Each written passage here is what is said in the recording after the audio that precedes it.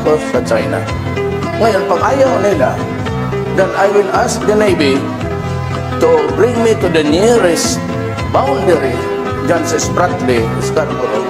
Bababa ako, sasakay ako ng jet ski, dala-dala ko yung flag ng Pilipino at pupunta ako doon sa airport nila, tapos itanim ko. Then I would say, this is ours and do what you want with me. Bahala na kayo. Appeal tayo, lahat tayo'y nabudol, ikaw rin ay nabudol, Digonyo, Digonyo, Digonyo.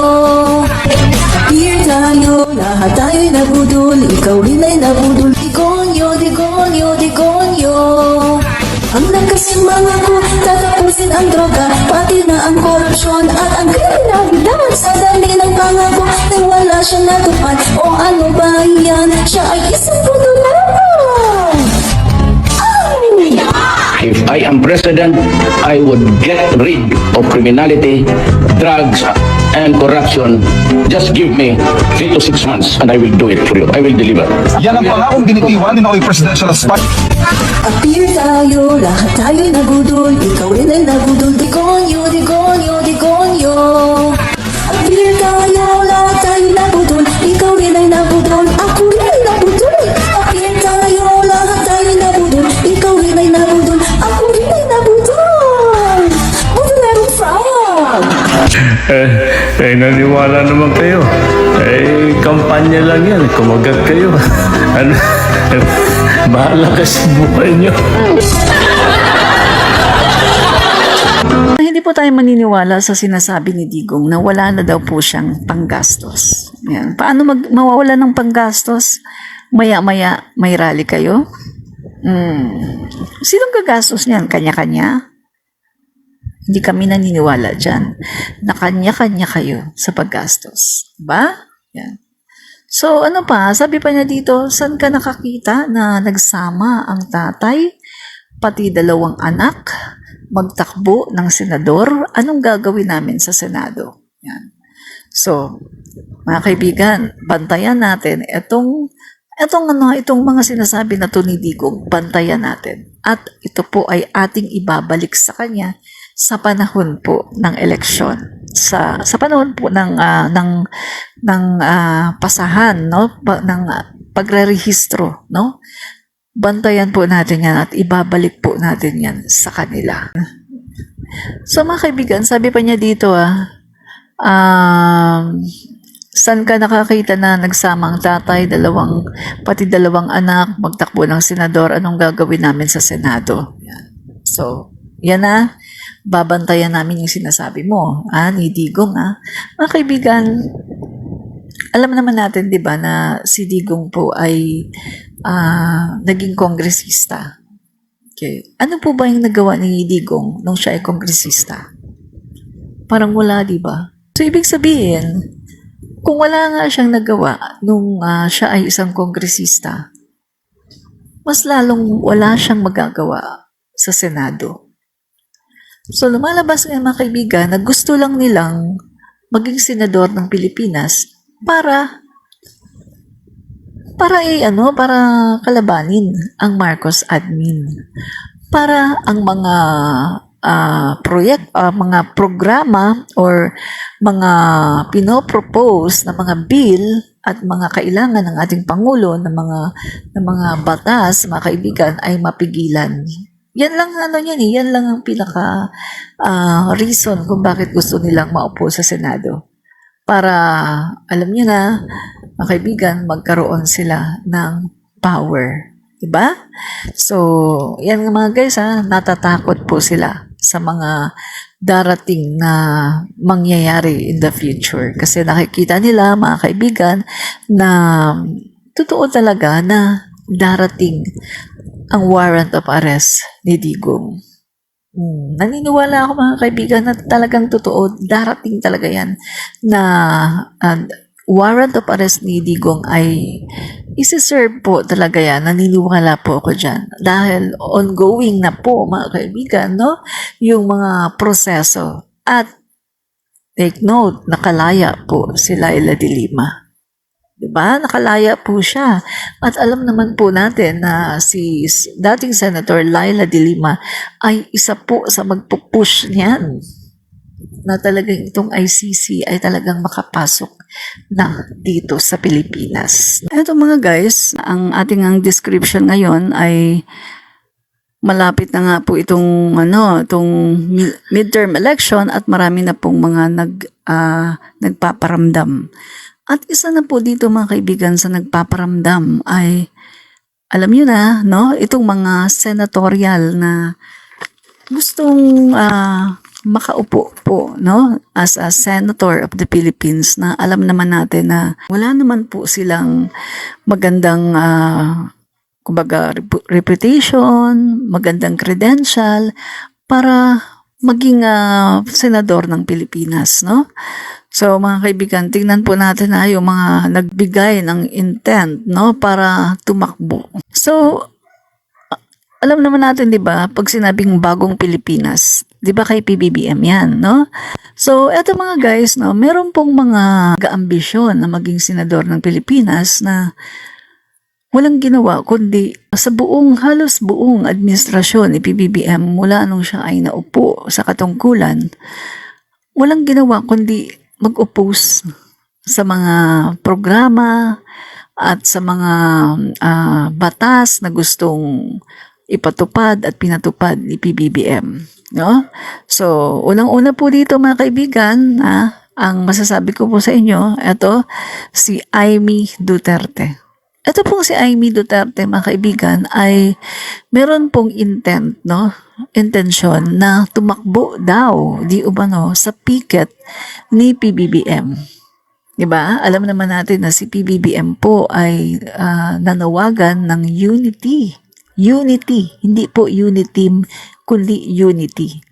At eto nga, mga kaibigan, ayon doon sa aking nabasa na itong si Amy ay gusto, no, na ipasok nga dito sa unity na bagong Pilipinas slate or senatorial slate, no, ng ating Pangulo as bilang pagtugon nga sa panawagan ng unity. Pero ito mga kaibigan, masasabi ko, no to Amy Duterte. Yan. So ito pong si Amy, mga kaibigan, ay ipapasok daw yan sa senatorial slate ng ating Pangulo. Diba? Kapal na mukha, no? Makapal ang mukha. Mga kaibigan, Marcos supporter po ako. At alam niyo naman na hindi lang po ako basta Marcos supporter, kundi ako po ay isang Marcos or PBBM defender. Sa lahat po na nakasubaybay sa akin since ang ating pong Pangulo ay tumakbo, nag-file siya ng kanyang candidacy, no, bilang Pangulo ng Pilipinas, ay talaga namang itong aking page ay talagang seryoso na aking nayos para talagang suportahan ang ating Pangulo. At simula noon mga kaibigan ay naging defender na po tayo ng ating Pangulo sa lahat po ng mga issues na dapat po natin i-debunk at sa lahat po ng mga issues na mga kasinungalingan atin pong dinedepensahan ng ating Pangulo. So, ibig po sabihin mga kaibigan, no, defender po tayo at supporter ng Marcos, no? So, eto mga kaibigan, hindi po ibig sabihin na si Amy ay nasa pamilya ng Marcos ay susuportahan ko na siya. No way, no? So, no to Amy Duterte. Unang-una po mga kaibigan, ilang beses na po niyang nilaglag si PBBM ng tahas-tahasan. Remember mga kaibigan, sa panahon po ng eleksyon, remember lahat po ng mga pinagsasabi ni Amy Duterte. Ano pong sabi niya? Meron po siyang sinabi na one loyal friend is better than thousands of relatives, no? Isang loyal daw na kaibigan ay mas maigi, mas maganda kaysa libo-libong mga kamag-anak. 'Di ba? Tapos meron din siyang sinabi na kung napipili lang ang kamag-anak, Diba? Tapos meron pa siya mga sinasabi na hindi ko na siya, parang hindi siya anak ng tatay ko. Hindi ko na siya kapatid. May sinabi din siya niyan at marami pa pong iba. No? So alam naman po natin, no, Maharlika fans, no? Tutol siya dyan. Panay ang batikos niya dyan. Kaso, magiging way lang daw, magiging daan lang daw yan para sa pangungurakot, etc. etc. Ano pa? Alisin ko lang to. Yung merong issue tungkol sa EDCA, ayan, palagi niyang binabatikos si PBBM sa issue po ng EDCA. At siya po ay, ginagawa po niya ngayon ay fear-mongering. Kanya pong nag-i-inject po siya ng takot sa puso, sa isipan ng mga Filipino. Mamaya pag-usapan natin yan, ha. So, yan po ang ginagawa ngayon ni Amy. Nag-i-inject siya ng takot sa isipan at sa puso ng mga Filipino. No? Ano pa?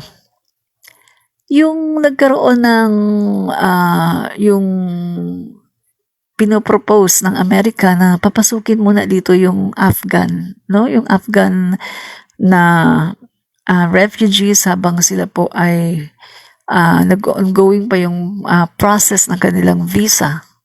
Oh. Mga kaibigan, nangunguna din noon si Amy Duterte at si Sara Duterte. At kanila pong kumbaga, sila po ang unang-unang bumatikos, no, sa ating Pangulo, na ang sinasabi po ng Malacanang ay hindi pa naman nangyayari. Ito po ay pinag-iisipan pa lang ng ating Pangulo kung ano ba ang gagawin, hindi pa po nangyayari. Pero meron na po silang batikos. Ang bilis po nila bumatikos, no? So, ito po si Amy, pagdating po kay PBBM, pagdating po kay SMR, napakabilis lang po niyang bumatikos at magsabi na makapal ang mukha. Pero pagdating po sa mga Duterte, kahit na napakasama na ng ginagawa ng mga Duterte, napakahaba po ng kanyang pasensya. At ibinababa po niya ang kanyang level, ang kanyang sarili para sa isang mayor, no? Baste. Para sa isang mayor na first year college at dating tambay. Hindi ko naman minamaliit ang first year college, ha. Pero sinasabi lang natin to kasi 'di ba sila yung nangmamaliit sa ating Pangulo. Minamaliit ni Duterte na second year college lang daw, pero hindi naman totoo na second year college lang. Hindi po totoo na second year college lang ang Pangulo natin dahil nakakuha po siya ng degree sa Oxford. No? Pero minamaliit po nila. So, binabalik lang po natin yung kanilang pagmamaliit sa ating Pangulo. No? So, ano pa mga kaibigan? Ito pong si Amy. Binabatikos niya agriculture. Sabi niya, parang pinapalabas niya na wala daw ginagawa yung administrasyon ng kanyang kapatid pagdating po sa agriculture. Dami po niyang hanas, dami niyang sinasabi, pero hindi niya nakikita na napakarami na pong ginagawa ng ating Pangulo at nagawa na sa agriculture. Katulad na lang po ng, di ba, alam niyo naman nangyari, di ba, na kanya pong ibinura ang mga utang nitong mga magsasaka. No? Binura po niyang utang ng mga magsasaka sa pamagitan po ng isang batas na kanyang pinirmahan, no? At ano pa, namigay po siya ng mga land titles at patuloy po siyang namimigay ng mga land titles at patuloy po siyang pumupunta sa iba-ibang lugar sa Pilipinas para mamahagi ng mga ayuda para sa mga farmers at mamahagi po ng iba-ibang mga makabagong mga makinarya. Pero, mga kaibigan, tingnan niyo pag nagsalita si Amy, parang wala pong ginagawa ang Marcos administration. Parang pinapamukha po ni Amy na inutil yung kanyang kapatid. Pinapamukha po ni Amy na walang ginagawa ang kanyang kapatid. Pagkatapos ngayon, tatakbo siya sa senatorial slate ng Bagong Pilipinas. Ang kapal ng mukha mo, Amy Duterte. Yan ang masasabi ko. Makapal ang mukha mo. manang-mana ka kay Digong at kay Sara. Kapal ng mukha mo, sa totoo lang, no? So mga kaibigan, no to Amy Duterte. Huwag po natin siyang iboboto kahit po nasa slate po siya ng Bagong Pilipinas. Huwag na huwag po natin iboto ang isang traidor sa bayan, traidor sa pamilya, traidor sa kapatid, traidor sa mga tao na bumoto sa kanya. Traidor po si Amy Duterte. Huwag na huwag po natin iboboto yan. Dahil mga kaibigan, kahit naman iboto natin yan kanino siya magsiserve? Hindi po siya magsiserve sa taong bayan, kundi sa mga Duterte. Ang mga Duterte po ay kanyang, doon po siya magsiserve sa mga Duterte. Yun po ang kanyang iaapis, yung mga Duterte at ang China. Yun po ang magiging pulisiya ni Amy kapag siya po ay nanalo. Ang tulungan ang mga Duterte, ang isulong ang mga interes ng mga Duterte at ng China. Yan po ang mangyayari. Kaya sa mga Marcos loyalists and Marcos supporters, wag na wag po natin iboboto si Amy Duterte Manotok dahil mapofrustrate lang po tayo. Dahil gagawin lang niya yung ginagawa niya ngayon mula nang naupo si PBBM na wala po siyang ginagawa kundi batikusin ang ating Pangulo at ipamukha po sa taong bayan na ang Pangulo daw natin mga kaibigan ay mali ang mga ginagawa ang mga pulisiya at ipamukha na siya daw ang magaling, na siya daw ang anak ng tatay niya, firstborn siya, at nakuha daw niya yung mga sinasabi ng tatay niya, tapos si PBBM daw, wala daw sa hulog, etc. etc. Mga kaibigan, alam naman natin ang totoo, di ba? Alam natin ang totoo na maganda po ang ginagawa ng ating Pangulo ngayon sa bayan. Alam po natin yan at nakikita po natin ang effort ng ating Pangulo para maampat po ang paghihirap ng mamayang Filipino dahil po sa mga external crisis na nangyayari po. Bukod sa merong internal, meron pang external na talaga namang hindi po natin kontrolado. Katulad na lang po ng inflation, katulad na lang po ng pagtaas ng langis sa merkado, katulad na lang po ng mga nangyayari po na yung mga currencies po ng iba-ibang bansa sa buong mundo ay talaga namang bumababa. Inflation po yan. So mga kaibigan, wag na wag po nating iboboto si Amy. Kung ikaw po ay naniniwala na ang Pangulo natin, dapat ang Pangulo natin mga kaibigan ay suportahan Pero anong ginagawa ni Amy? Nalaso na kasi ang utak niya Nalaso na ang utak niya ng mga Duterte. Wala na po siya sa panig ng Marcos. Nandyan na po siya sa mga Duterte. Kaya wag na wag po natin iboboto itong Amy na to dahil hindi po siya makabubuti. Hanggat nandyan po si Amy, mga kaibigan, ay patuloy po niyang sisirain ang imahe ng kanyang kapatid at ang imahe ng Marcos, ng pamilyang Marcos. Yan po ang ginagawa ngayon ni Amy. Biruin mo, Amy ka Sinasabi mo na firstborn ka ni Ferdinand Marcos Sr., Pero eto ka, pumapanig ka pa sa mga Duterte, sa mga DD sheets. Anong sinasabi nila sa Pangulo natin? Bangag daw. Tapos binabrought up nila, kesyo, inuulit nila yung magnanakaw daw.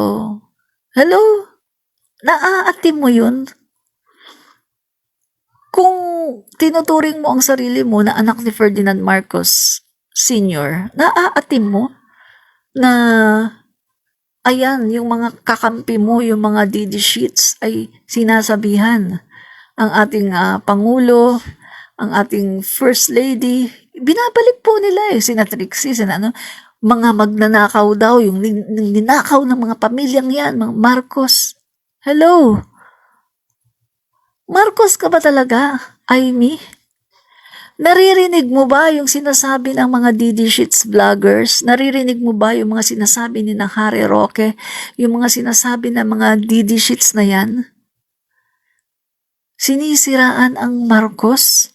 Pero eto ka, andyan ka pa rin sa Duterte camp. Kaya nga, kung tinatakwil mo si PBBM, tinatakwil ka na namin. Ako personally, tinatakwil na kita. No to Amy Duterte. Kung tatakbo siya sa local, baka manalo pa siya. Halimbawa, mayor ng Maynila. O baka manalo pa siya dyan. Pero sasabihin, tatakbo siya sa national, senador ng Pilipinas. Hello, toxic ka, Amy Duterte. Ang kapal ng mukha mo. Alam mo, sa totoo lang, hindi ka naman gusto ng mga tao eh. Si PBBM ang hinahanap ng mga tao, hindi ikaw, Amy Duterte Manotok. Ang kapal na mukha mo. Mahaba na nga ang baba mo, hindi mo na nga kamukha si FL Imelda Marcos at lalong hindi mo kamukha si Apo Lakay. Mahaba na nga ang baba mo, puro karitoke. Ayan ka pa, ang pangit pa ng ugali mo. Mga kaibigan, hindi tayo nanlalait ng mahaba ang baba Pero ito ang sinasabi ko, mga kaibigan. Meron na nga siyang kapintasan, hindi na nga siya maganda na katulad ng mga kapatid niya. Ang sama pa ng ugali niya. Yan yung sinasabi ko. Pag hindi ka na maganda, dapat naman ayus-ayusin mo yung ugali mo, di ba? Puro na nga siya ritoke, no? Yung ilong niya ritoke, yung mga ganito niya ritoke, halos lahat sa kanya ritoke, walang katotohanan. Diba? Kaya naman talagang inggit na inggit siya kay F. Elisa Marcos kasi very organic ang beauty. Wala man lang kahit isa sa kanyang mukha o sa kanyang katawan, wala man lang pinaritoke kahit isa. Ni hindi nga nagpapableach, ni hindi nga nagpapaputi kasi hindi maarte. Diba? Everyday pa pala. Everyday, mga kaibigan, nagsiswimming pala yan si F. Elisa at everyday pala nagsisunbathing. Kaya naman pala yung kanyang kulay ay halatang halata mo na na expose talaga siya sa araw. Hindi siya maarte. Wala siyang ka-ere-ere, wala siyang kaarte-arte sa katawan. Kita niyo naman, magsuot ng alahas, simpleng perlas. Parang magsuot ng necklace, simpleng perlas lang. 'Di ba? Walang kaburlo-burlolo, hindi man lang nagpa-facelift, hindi man lang nagpa-puti, naggluta, wala man lang. Pero si Amy, ilang beses ko na yan nakita lalo na dun sa konserto ng Malacanang, kasama niya si Sara Duterte noon sa mga teacher. Ba? Grabe yung ng muka, talagang halata mong banat na banat. Dahil sa sobrang ritoke, yung ilong niya medyo iba na Tapos, talagang grabe. Tapos, bonggang-bongga. Pero sa F. Elisa, pagdaan ni FL, yung lang niya, yung red niya na parang lagi niyang sinusuot. Yung dress niya na diretso na red, na parang lagi lang niyang sinusuot. Pagkatapos, nakaganon lang yung nakaganyan lang yung buhok. Pagkatapos, wala man lang kaarte-arte sa katawan. Diba? Genuine. Authentic. Walang arte. Kaya galit na galit sila, no? Lalong-lalo na itong si Amy. Inggit na inggit siya kay F. Elisa kasi hindi niya makuha kung anong meron kay F. Elisa. Unang-una sa lahat, mga kaibigan, pagdating sa karir, ganda po ng karir ni F. Elisa. May sariling law firm noon. Kailan lang naman yan nang tumigil kasi naging first lady. Diba? Si Amy naturingan na tapos ng law pero hindi naman nag-practice at hindi naman nagkaroon ng law firm. So siguro ang dami niyang frustration. Nakikita niya na etong si FL, yung kanyang mga pangarap siguro nakikita niya kay FL. Ganyan kasi ang mga kaibigan Yung isang tao na naiinggit doon sa tao na yun at selos siya sa tao na yun, kaya niya kinaiinggitan yun at kaya niya kinaiinisan kasi nakikita niya yung mga mga dreams niya, yung frustration niya sa buhay, nakikita niya na nasa tao na yun. Kaya ganun siya mga kaibigan, sobrang pagkainggit niya kay F. Elisa Marcos kasi yung mga nakuha, naabot ni F. Elisa ay hindi niya naabot at yun ang gusto niya sanang maabot pero hindi niya kinayang abutin. 'Di ba? Mga kaibigan. Tapos yung marriage pa niya, wala. Ba? Tapos nakikita niya si Pangulong Marcos Junior, senior na, buong-buo pa rin ang pamilya. Diba? Kasi Amy, maraming frustration yan. Pero ang mali kay Amy, dapat iwaksin niyang inggit sa katawan. Diba? Dahil sa sobrang inggit niya sa katawan, ayan, kahit sirain niya ang kanyang kapatid, okay lang sa kanya. Dahil sa sobrang inggit. Diba? So yan ang problema kay Amy, ang kanyang inggit sa katawan. So mga kaibigan wag po natin iboboto yan si Amy Duterte Manotoc. Wag na wag po natin iboto, mga kaibigan, etong mga senatorial, no, na alam naman natin na sa panahon po ni Duterte ay umaayon sa foreign policy ni Duterte pagdating po sa West Philippine Sea. Pagkatapos ngayon, porke matapang ang Pangulo natin at naninindigan sa West Philippine Sea, na rin sila, ipaglaban natin ang West Philippine Sea. Gagamitin po nila yan, mga kaibigan. At yan po ang ginagawa nila. Nakikita ko, ginagamit na po nila ang issue ng West Philippine Sea. Kasama po dyan si Bongo.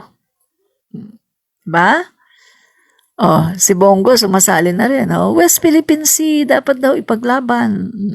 Diba? Gagamitin nila yan, mga kaibigan, kasi nakikita nila na ang issue na yan, mga kaibigan, ay malapit po sa puso ng mga Pilipino. Pagdating po sa West Philippine Sea, ang mga Pilipino po ay andun po yung nabubuhay ang iyong patriotism. At nakahanda ka na ipaglaban ang iyong soberenya sa West Philippine Sea. At nakikita yan ng mga senador na yan na maka-China. Kaya gagamitin po nila yan. Kaya mga kaibigan, huwag po kayo magpapabudol dahil sa malapit na pong eleksyon, gagamitin po nilang issue na yan sa West Philippine Sea. Diba? Maraming salamat po. I-follow na ho natin ang admin reach. Congratulate ko lang po ang joint effort ng Congress at ng PTB4 sa napakagandang programa po na ito. Admin reach. Ang napakalat na balita ng mga taong gusto lang talaga sila. Comentarista. Guard fake news!